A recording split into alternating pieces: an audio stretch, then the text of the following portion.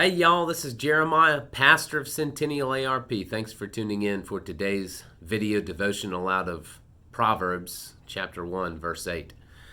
Hear, my son, your father's instruction, and forsake not your mother's teaching. There is a beautiful pattern that plays out in Christianity, in God's salvation revelation from the very beginning. And it's the family. There are famous ministries. One you might be familiar with, focus on the family. Typically, Bible believing pastors will likewise be focusing on the family, and for good reason, because God, page in and page out, focuses on the family in His Word, the Word revealed in the Scriptures. We see this in some wonderful ways of worldly families within the Bible. We see God working from generation to generation to generation in the promised people of Israel.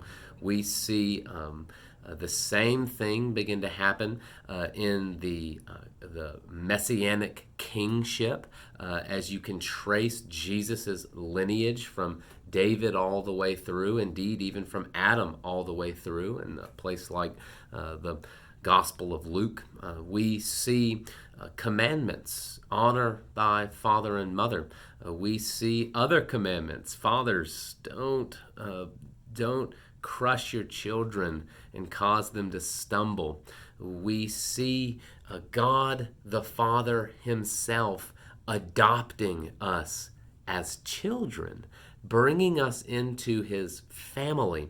Jesus Himself revealing what it is that we should, what honorific we should use to call God. And we shouldn't say merely God the Creator. That's too distant.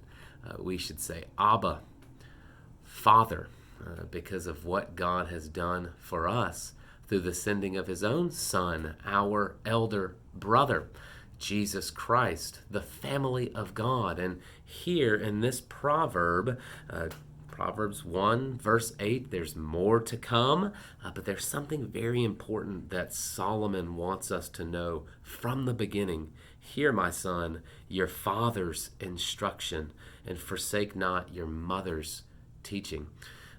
In the church, as God operates, He operates most naturally through families who come into the body of Christ at the local church level.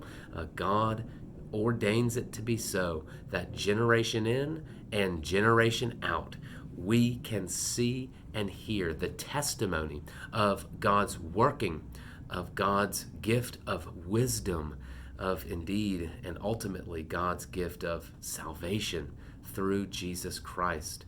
This is how Christianity prevails from generation to generation. Today, dear Christians, think on your families. Think on what you have. For instance, my wife has this lineage of Christianity going back to the ages. Likewise, myself, you can trace Christianity and how it has played out in our family from generation to generation. But I know that some of you who are watching, that might not be the case.